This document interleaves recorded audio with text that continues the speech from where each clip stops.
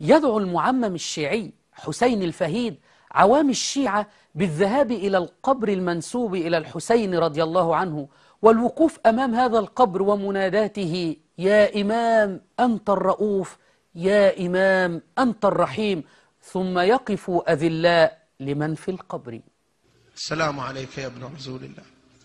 شوف استشعار هيبة وعظمة المعصوم، وأن المعصوم هو الرؤوف وهو الرحيم.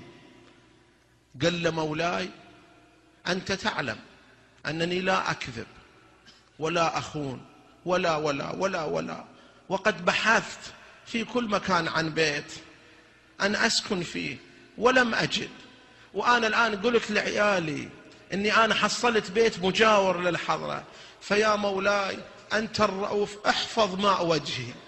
ما بال علماء الشيعة أوغلوا في الشرك؟